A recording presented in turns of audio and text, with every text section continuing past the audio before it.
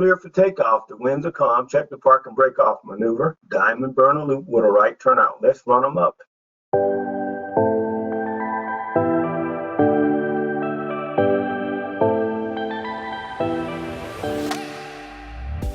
The Women of Color STEM Conference presents High Tech Sunday. On today's episode of High Tech Sunday, our hosts, Dr. Mark Vaughn and Lango Deen, sit down with the first African-American pilot to fly with the Blue Angels, Captain Donnie Cochran. Up first is Corning Incorporated's Manager of Technical Talent Pipelining, Dr. Mark Vaughn. Next is Career Communication Group's Senior Technology Editor, Lango Deen. Finally, our esteemed guest, Captain Donnie Cochran. Captain Cochran's Navy career included duty as a fighter pilot, flying the RF-8G and F-14A and D from the decks of the aircraft carriers USS Nimitz, USS Coral Sea, USS Enterprise, USS Ranger, and the USS Kitty Hawk. Captain Cochran was the executive officer and commanding officer of Fighter Squadron 111. Captain Cochran's distinguished career also included 2 tours with the United States Navy Flight Demonstration Squadron, the Blue Angels. Now, Captain Cochran is a recognized expert and motivational teacher in both the military and business sectors, who inspires high performance in individuals and organizations to achieve heightened and sustained performance in both their personal and professional lives. Without further delay, High Tech Sunday, featuring Dr. Mark Vaughn and Lango Deen. Well, thank you so much, Brandon, and welcome everyone. Captain Donnie Cochran, I'm telling you, listening to the introduction there just absolutely was fascinating. I can't wait to dig in and learn more about your distinguished career and your background. But first, let me do things right and ask you how they're going. Well, things are going fantastic. I have been very, very busy working on the farm where I grew up. So I'm excited about what's going on there. Very cool. And so actually, that's a great place to start.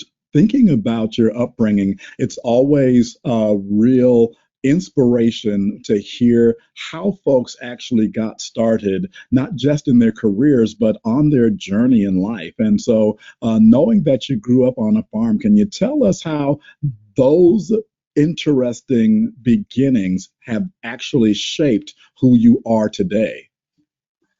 Absolutely. I think when I look back at my life and my career, there were 2 primarily influences in my life. The first being family values, and the second being the farming experience. I was fortunate to grow up on a farm, like I said, and I had 2 parents, 2 wonderful parents, my mom and dad. They did a tremendous and amazing job raising 12 siblings. I was one of 12. Wow. 9 boys and 3 girls. In fact, my dad created his own labor force by having those 9 boys to actually go out and take care of all of the requirements of working on a farm. Now, my mom and dad believed in a verse from Proverbs, which said, train up a child in the way he should go, and when he is old, he will not depart from it. And when I think about the way we were raised, when you have 12 kids, 9 boys especially, how do you maintain control? Well, they were very strict discipline-wise to make sure that we had certain rules that we followed to ensure that we, number 1, got the work done, and number 2, treated each other with respect and understanding. During the course of, let's say, growing up, we learned some unique values of respect, honesty, discipline, and teamwork. All of those values that are essential for you to have a successful career in business or in life in general. Well, we learned those working in the farming environment, which is that second influence, which is the farm. What was really neat about our farm was the fact that we owned it. We did not necessarily have to work for other farmers, although we did from time to time. And keep in mind, this is in South Georgia in the 60s and 70s when there were lots of issues when it come down to racial issues and tension. And what was really unique from our perspective was owning our own farm sort of shielded away from some of the issues that you could deal with in the deep South in the 60s and 70s. Don't get me wrong, that we experienced the same issues that most people, most African American experience, but we were limited because we had our own farm. And I think looking back, having those unique experiences, working on a farm and the family values made a wonderful difference in terms of my perspective and how I was able to move forward and achieve some of the goals I set for myself. Mom and dad believed in education. We had to work a full day and still come home and do our homework after doing, 3 or 4 hours after school. And so they firmly believe in it, a great education, because they realized that that was the tool that will allow them, their kids, to go on and pursue the dreams they had for themselves. And I think I'm an example, but there's several other of my brothers and sisters, in fact, all of us have been reasonably successful in life. So it sounds like you really were blessed to have a strong family dynamic, your parents instilling in you all just a really powerful work ethic, but also it sounds like they planted some seeds of faith in you as well. And I gotta imagine that all of that mixed together as you were growing up had to spark the passion that has guided you on into your adulthood. So can you speak to us a little bit about what is it that you're passionate about and where does that come from? That is a very good question. I can tell you that a lot of my inspiration occurred while I was working on the farm. As an example, my desire to fly airplanes was inspired as we were working in the fields. Often we had various airplanes that overflew the farm where we were working.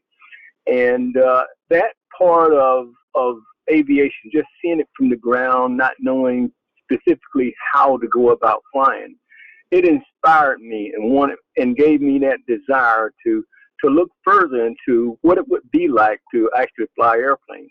So as I grew older and that desire became more of a passion, then I started looking into, well, how do I go about achieving that goal? And one of the ways I was able to achieve that goal was to pursue the ROTC program. And the way I was inspired by that was my brother was a year ahead of me at Savannah State, and he joined the ROTC program. And he came home one summer, and he was wearing his uniform, and he was getting ready to go outside of the country to South America. And I was inspired by a desire to travel as well as fly airplanes. And so the Naval ROTC program provided a pathway, not only for pursuing the aviation piece, but also for the desire to travel and see the world. But all of that occurred as a result of being on the farm. And as I said earlier, the work ethic required to get the job done, the attitude required to work as a team, all those qualities are essentially the same qualities it took to be successful in aviation. So my inspiration from the farm was complete, you might say.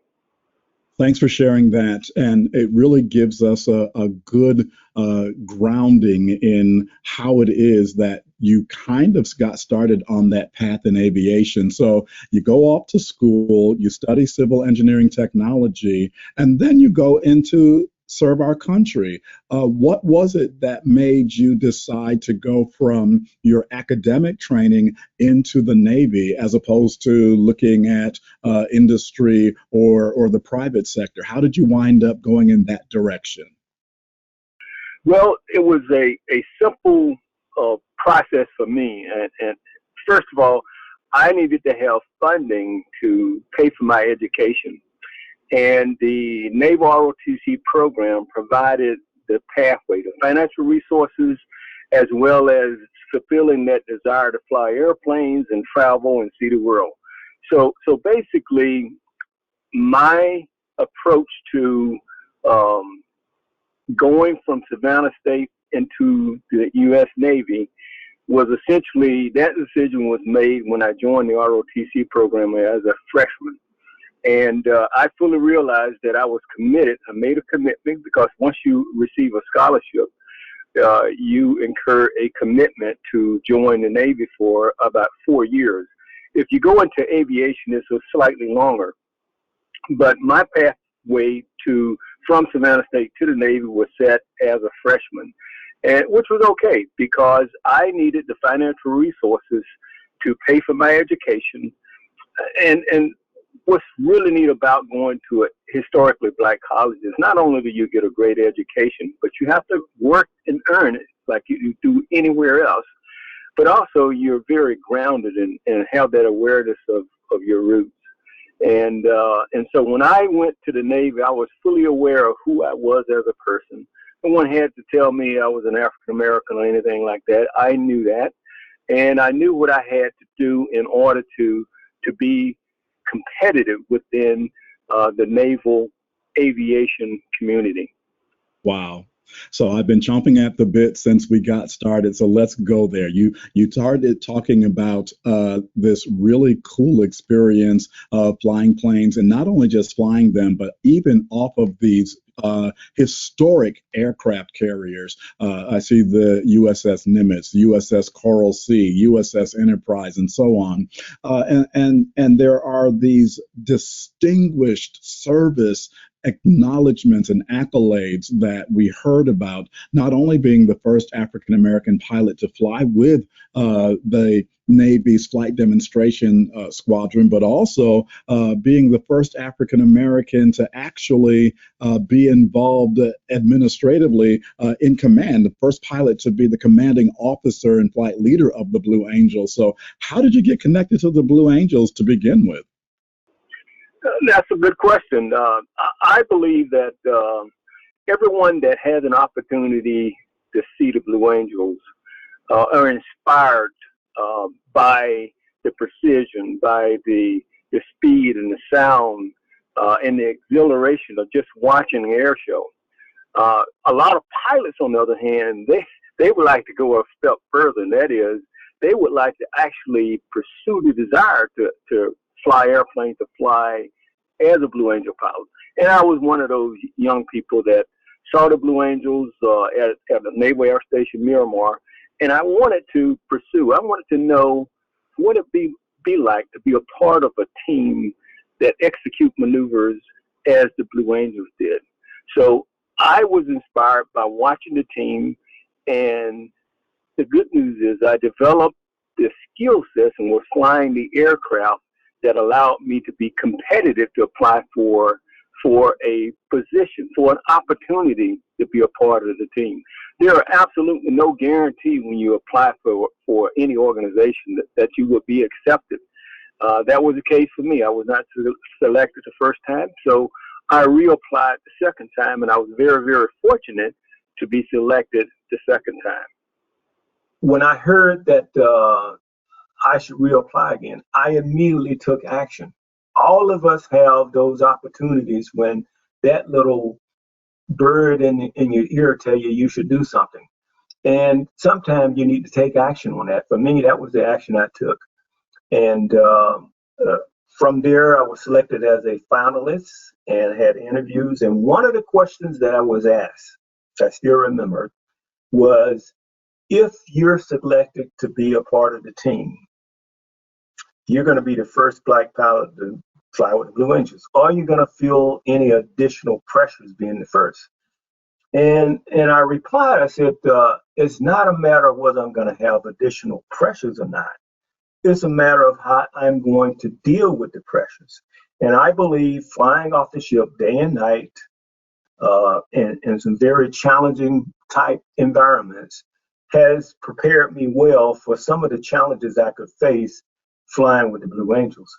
And that was the gist of how I responded. One of the other questions I think is pertinent to any of us pursuing goals. Well, in 1985, the team lost a pilot. And one of the questions they asked me was, in light of the fact that we had a mishap and we lost one of our pilots, has that dampened your enthusiasm for want to be a part of the team? And my response was, I said, it has not at all. It's very unfortunate that you have mishap, but I can tell you that if you thought it was going to happen to you, you probably would go out and fly at all. The other thing that I think is important was I believe that the procedures, the training, and the mentality that it takes to go out day in and day out minimizes the risk associated with flying the air show. So I felt that I was excited, even though there was a mishap. I'm still excited about being a part of the team. And these are some of the responses that I had and some of the feelings that I had about being a part of the team. One last thing I like to cover, and that is, well, after I went through the interview process, I was selected. And the way they announced it was they called us up and the applicant officer said, hey, big time, we have decided what we're going to do. But we noticed that when you were flying the F-8, you had some bolters. Bolters, when you land on the ship and you don't catch a wire, you go back around and try it again. And I said to myself, yeah, that's true, but what does that have to do with being selected to the team? And they said a few other things, and then they said, despite all that, we've selected you. And I can tell you that I had this overwhelming exhilaration of excitement, followed immediately by, oh my goodness, what have I gotten into? but I've learned this is you take your life one day at a time. I was not expected the day I reported to be flying an airplane. You go through a process to get to where you need to be. So I learned right away that I couldn't allow my exhilaration and thoughts of anxiety to keep me from feeling good about the process. And that anxiety had to change from anxiety to commitment in order to get to the point where you could fly the airplane as a Blue Angel pilot. Thank you for sharing that. And that note that you ended on, turning anxiety into commitment, that is such a huge learning. And that is something that you were aware of as you were going into this experience. As you look back on it now, what else would you say are some key learnings that you had from that whole time in your life that you now continue to draw up on today? Well, let me just say this. I have these principles that I talk about, and I call them the 5 C's and an A. And these are the pillars of not only leadership, it is team building, trust, and individual accountability. And I think they're all related. And what the 5 C's and A stand for is character, competency, commitment, communications, and courage. And the A stands for accountability. Now, as from an individual standpoint, you have to make sure that your character is second to none, that you're competent in what you do, that you're committed to what you're doing, that you communicate very effectively, and that you have the courage to have those tough conversations when you got to have them. But the same thing applies when you're talking about a team. If you're part of a team, you got to have that character. And let me just talk about character just a little bit. When we were flying air shows, we were asking each other a series of questions. And the questions that we were asking were very simple. And the very first question that was asked was one about your character. Now, these questions weren't verbal questions. There was how you flew your airplane. And the first question was, do you walk your talk? Do you do what you say you're gonna do when you're supposed to do it? And you have to make sure that you have the character necessary to make sure that you can move forward. And they want to know, are you going to do the right thing, not just when you're sitting in the cockpit of the airplane, but whenever you're outside of the cockpit and nobody's watching. So it's vitally important to make sure that you have a character that's second to none. Now, when it comes down to competency, the question that was asked there, do you have the skills, the know-how to do your job successfully and efficiently? But when you're flying 3 feet away from a jet, guess what? That's not enough. The question becomes, do you have mastery of the skill to do your job? And do you have capacity to bring added value? Now, the added value piece is, are you the type person that show up, that always have a positive attitude and people really like seeing you showing up? That's an added value. And it's vitally important to know that you know yourself and know what you bring to the table. But I could go through all of them, but I'll cover the accountability piece because that's so important. And the question there was, do you hold yourself accountable for your performance, your attitudes, your behaviors? It's not one or the other, it's one and the others. In other words, you could be a great performer, but you have a rotten attitude. And that will just suck the life out of the organization. You have to have the 360-degree performance package. It is the performance, the attitude, the behaviors. All of those components of your performance are necessary to be a cohesive organization to get things done. That makes sense. It absolutely does make sense.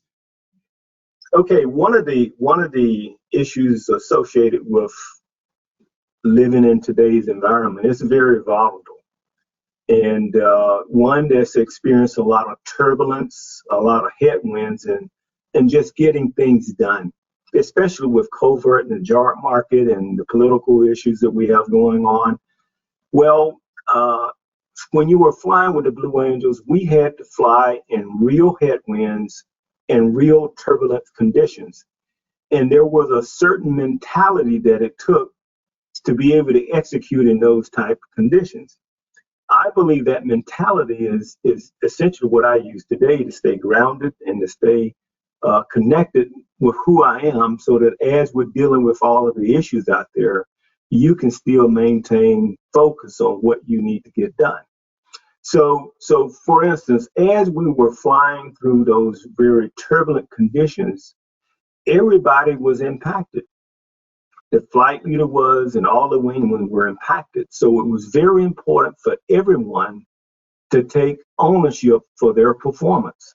I mean, your hands are full. Everyone is really focused totally on the task at hand because it's so volatile. And as you're flying through those situations, it was important that you not overreact to the conditions you were in. I mean, the airplanes were bouncing around, and you knew if you maintained a certain level of control, you were not going to hit each other.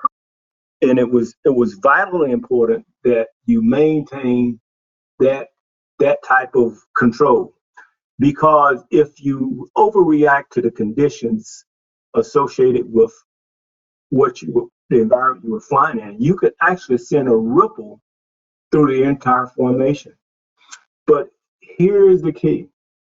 If you are a leader and you overreact, or you are not stable in very volatile conditions, then the people following you won't have a chance of being in position. So the question that we have to ask ourselves, how stable are we when the going gets rough? Do we overreact? Do we become very harsh and abrasive in our tone of voice? Uh, it's the time when it's very volatile is when we have to be more inspiring for the people that are following us in their turbulent and very difficult, challenging situations. And I believe that that applies to what we're experiencing today. And it's a simple concept, but I got to tell you, it is essentially what was required to fly in those very volatile and turbulent conditions that we had to fly in sometimes. You're listening to High Tech Sunday, featuring Dr. Mark Vaughn, Lango Deen, and our special guest, Bea 1989 Black Engineer of the Year, Captain Donnie Cochran. This week's episode is brought to you by the 2020 Women of Color STEM Conference. And now, a word from our sponsor.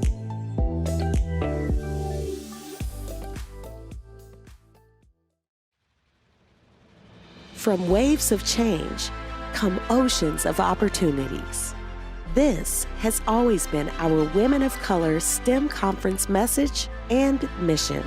Now more than ever, we are expanding our rich history and track record of hosting live-streamed award shows and interviews, virtual job fairs, learning, and networking experiences as we reset to rise at our 2020 Women of Color Virtual STEM Conference, October 8th through the 10th. The world is counting on us.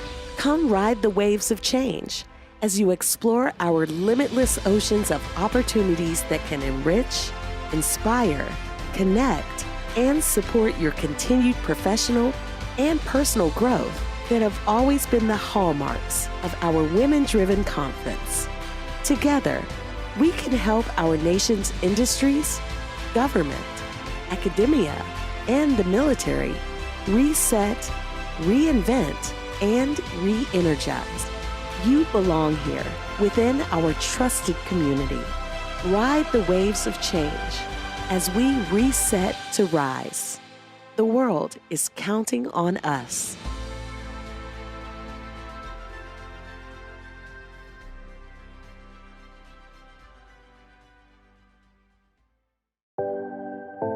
Again, this episode of High Tech Sunday is brought to you by the 2020 Women of Color STEM Conference. Now, back to the show.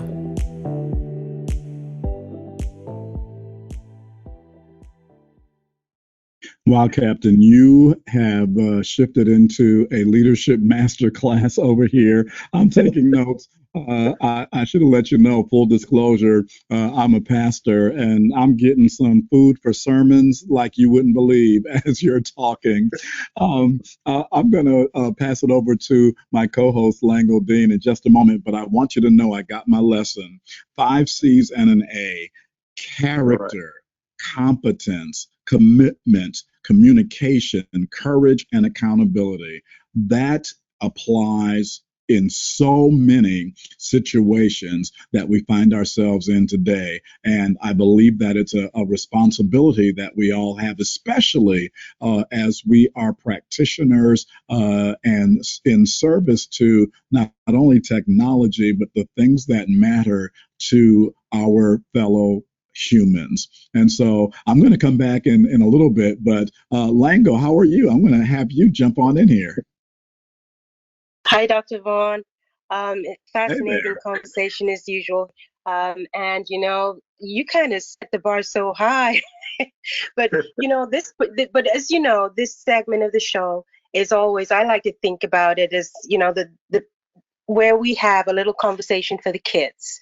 So I'm going to bring it back down. And that's where I'm going to start with the captain. Captain, over the weekend, I was very privileged to read your book, which was published in 2016. Glad to be here. Lessons learned as Blue Angels flight leader and pilot. And as I listened to the conversation between you and Dr. Vaughn, one thing that you mentioned was that the experience that you had that was necessary to be successful. And so as I walk back to what you said in your book, you were accepted into Savannah State, I think it was May of 1972, you were already influenced by your three older brothers, but more importantly, there was that inspiration that you had. You kind of knew what you wanted to be when you grew up. Seeing those planes fly overhead, you always wanted to be a pilot anyway. And then once you made it to Savannah State, you did an engineering technology degree. And whilst you were there, you were part of the NROTC. Now, I mention all those things because I want young people to understand why all those steps are necessary, and the experience of those things were necessary to your success as a naval aviator. Can you just touch on those things, sort of like your days in the NROTC? Of course, you talked about, financial expediency about joining, but there were other things that you gained whilst you were a member of the NROTC that you took forward with you into the Navy and as a naval aviator. And as luck and chance would have it, you got the opportunity to move forward. So if you could touch on those things for us and help young people understand what it takes to be a pilot.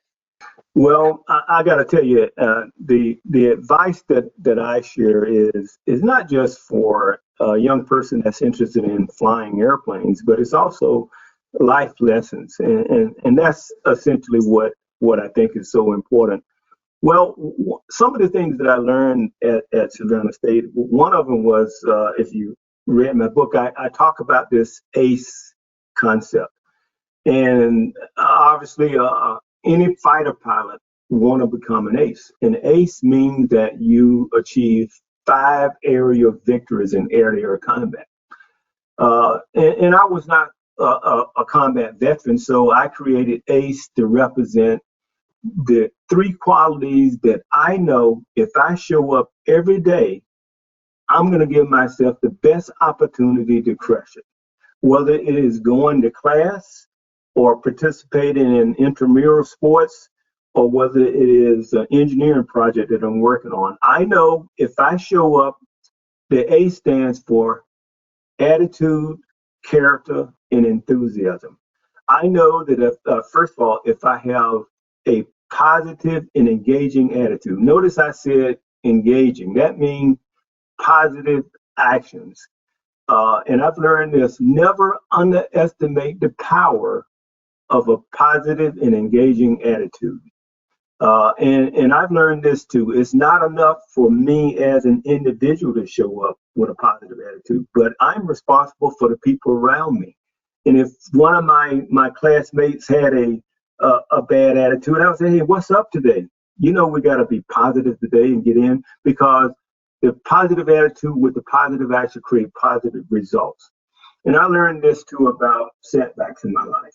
And that is, your positive attitude is the only means of converting your failures and setbacks into assets or benefits. Because along the way, you're going to have setbacks, and you're going to have, you may have issue with an exam. And I certainly had my fair share of exams, issues. But at the end of the day, if you maintain the positivity and learn from those issues, then you turn that failure into an asset or a benefit. Now, when it comes down to character, we talked about that already. And the question was, do you walk your talk? Your character counts. Are you disciplined? Do you follow the golden rule? How about fairness? Do you treat people fairly and show you care? Those are the components of character that we have to embrace, because if you're a person of good character, you're going to set the stage for people willing to go the extra mile to help you get through difficulties. And the last one was enthusiasm. Well, the bottom line is you have to have a certain amount of enthusiasm in order to get through the challenges of the day, let alone try to pursue your goals. The other point is, a person that shows up that has enthusiasm will have a distinct advantage over a person who is disinterested or negative. I mean, just being positive, you have an advantage, an unfair advantage, just by showing up with those traits. So my challenge to any young person is to figure out one or two, maybe three words that if they showed up displaying those values or qualities, they would give themselves the best opportunity to crush it. Now, there are some other components of being success. So I had a chance to run an ROTC unit as I was leaving the Navy. And I had students in my ROTC program, and they would show up with great SAT scores and GPAs, and some of them would not get through the program.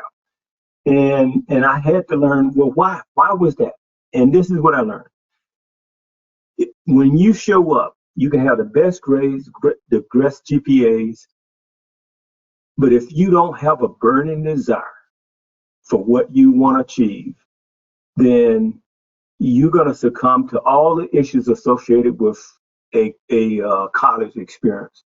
You're going to be sidetracked. You're going to, during the course of a 4 or 5 year college or high school experience, you're going to have problems with, getting along with other people. You're going to have maybe even a death in the family. You're going to have, you may fall in love, fall out of love. You might want to join a fraternity. You're going to have those life experiences.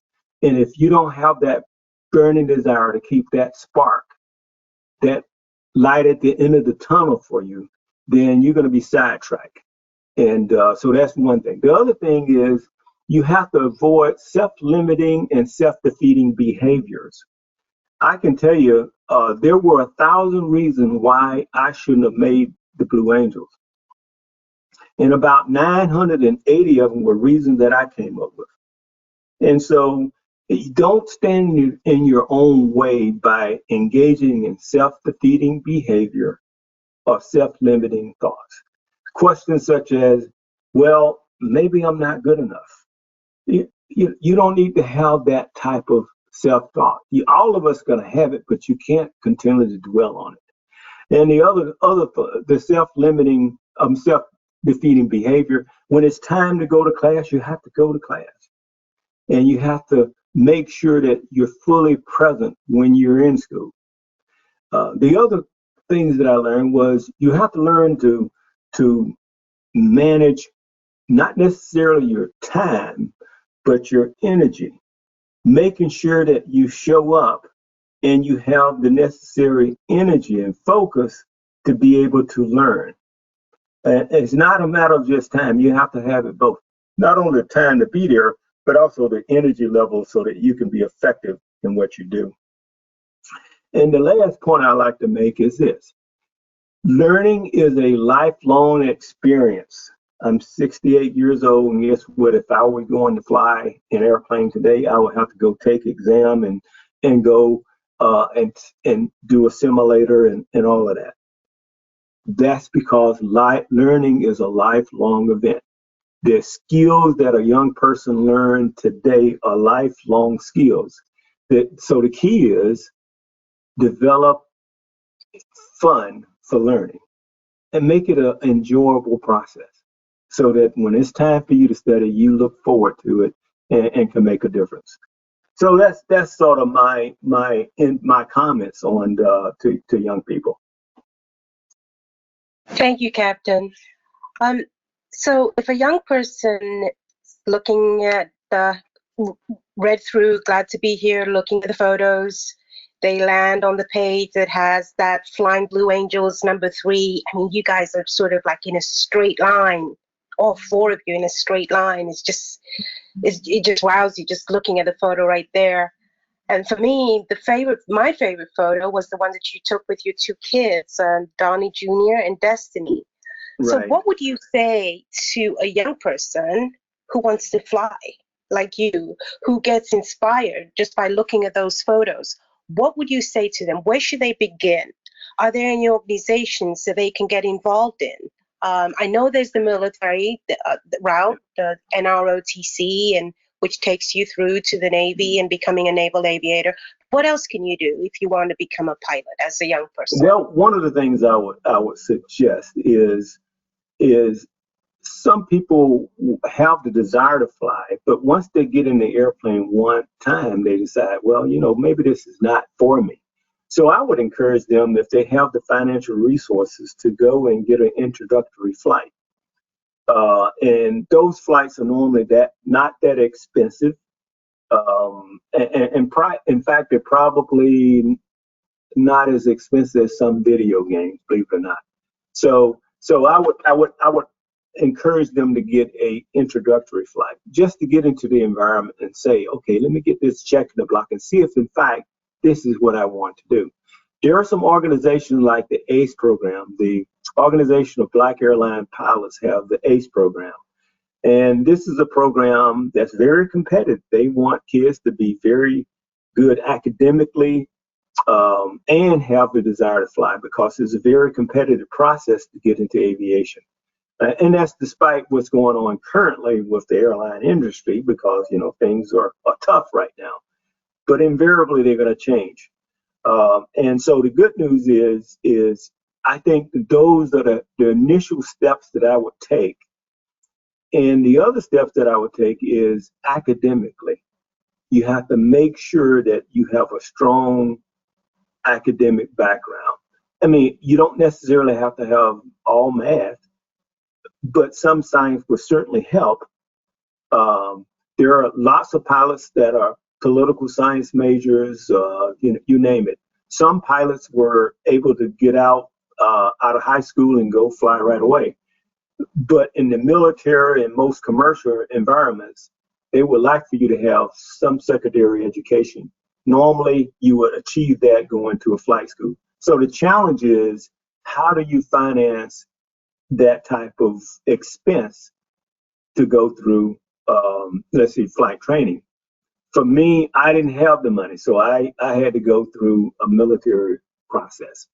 The airlines at one point were looking at shortages of pilots. Right now, they don't have that problem. But soon as this downturn is over, they will probably have that challenge. So if you're a young person and still interested in flying, this is actually a good time to be pursuing, because you're preparing yourself, and it may take 3 or 4 years before you're ready. And by that time, this cycle we're going through will be complete. Thank you, Captain. And yeah, I note that comment you made about this cycle that we're going through, because I'm on the webpage now for the Organization of Black Aerospace Professionals, and a lot of their training programs have been canceled. Were canceled in June, were canceled in July. Right. So what do we say to the kids right now for the Aerospace Career Education Academy? Where are they at? Well, I would say there are still lots of things you can be doing. There are lots of simulator programs you can do online. There are academics that you can do. This is not the time to give up. This is time to get prepared, especially if you're a young person and don't have any experience. Don't be discouraged by what is happening in the airline industry at this time. I work for UPS and FedEx, and I can tell you they're flying lots of flying because they're not impacted by the passengers. The military still needs lots of pilots. And so, and the airlines will eventually need lots of pilots. But this is the time to be preparing, to putting your tool pouch together, so that when things change or turn around, then you will be prepared to go to the next level. So that's my advice to young people right now. But I understand. I'm perfectly aware of what's happening when it comes down to training opportunities and that sort of thing. There's just their airlines are bleeding money, so they don't have resources to be able to allocate like they were at one time. Thank you for that, Captain. Thank you so very much. At this point, I'm going to hand it back to Dr. Vaughn, and he's going to delve a little more into flying and human lessons, everyday lessons that we take away from someone who's really, had such a flying career, so to speak. Right, over to you, Dr. Vaughn. Thanks a lot, Lango. And again, Captain, really enjoying this conversation. Thank you so much for sharing just a glimpse into a peek behind the curtain to your history and all that has led you to this point. Gotta ask a question. You and Lango had a really engaging conversation about the book, Glad to Be Here.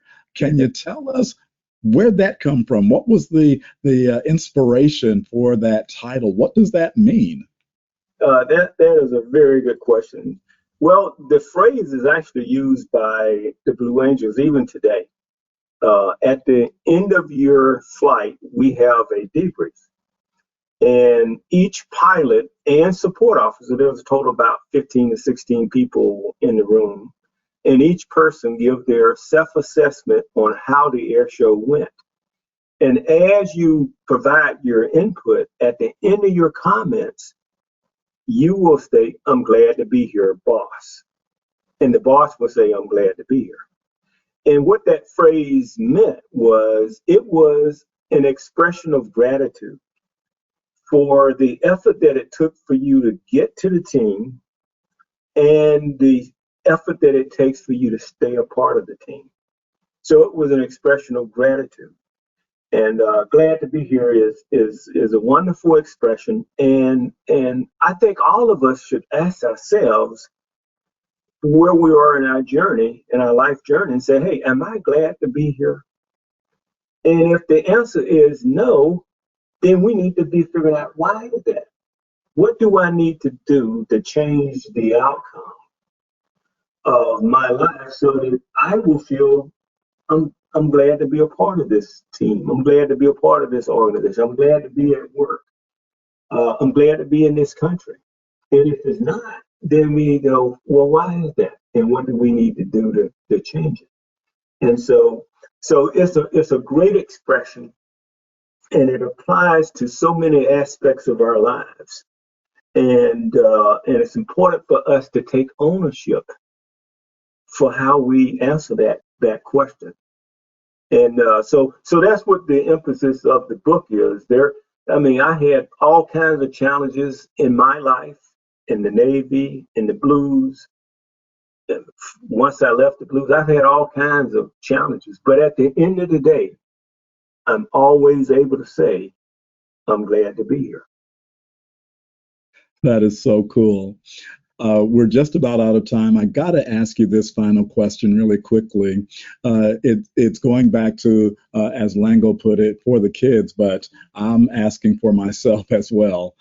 You're up there in command of that aircraft, and it certainly has to be an adrenaline rush, but you also got to imagine that as a man of faith, it has to impact how you feel close to God.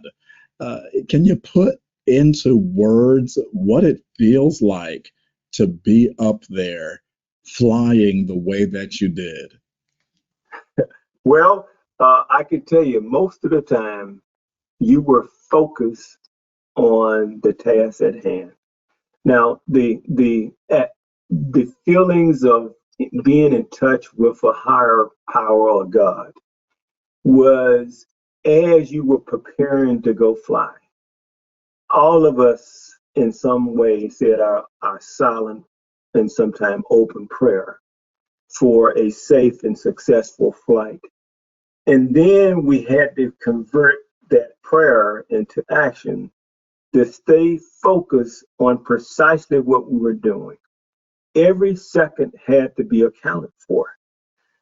You had to be mentally tough to be able to focus on precisely what you were doing during the entire 45 minutes.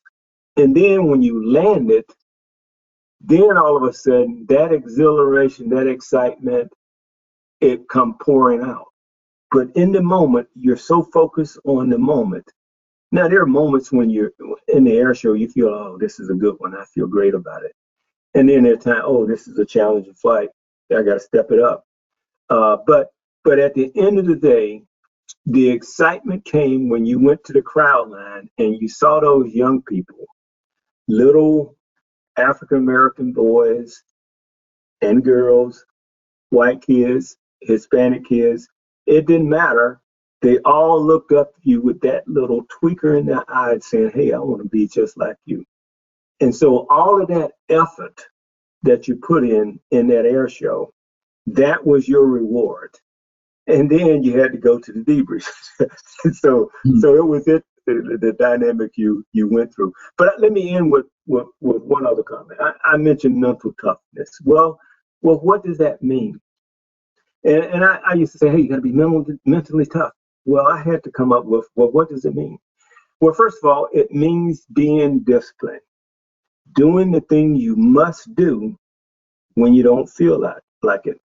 It means self-control in difficult situations. In other words, controlling your emotions, not overreacting, not flying off the handle just because things are not going your way. It means exercising strength under control. That applies for when you're in charge. Just because you are the leader doesn't give you the right to just, mess over someone because you don't like them. And the other one is maintain that positive and engaging attitude as you're dealing with being disciplined, as you're controlling your emotions, as you're exercising strength under control. Maintaining that positive and engaging attitude is vitally important for mental toughness. Thank you so much for that context. I've got to tell you, Captain Donnie Cochran, if I can say big time, we are all blessed and grateful. We are glad to be here and to have had the opportunity to have this time with you. Thank you so much for joining us on this episode of High Tech Sunday. Brandon, we're going to hand it back to you. Thank you for tuning in to this week's episode of High Tech Sunday. Career Communications Group's High Tech Sunday looks at professional development and technology through the lens of spiritual philosophies. In a time when digital information is more critical than ever, this weekly program is produced by and for CCG's community of alumni and professionals in science, technology, engineering, and math fields. The community runs from national thought leaders to aspiring students, and this weekly series aims to bring a concentrated discussion around technological advancements and achievements based on universal moral principles. The 1-hour podcast will be streamed every Sunday. The podcast can be accessed through the BEA Facebook page, Women of Color Facebook page, and CCG YouTube page, in addition to Apple Podcasts, Google Podcasts, Podbean, and Spotify. Please join us next time.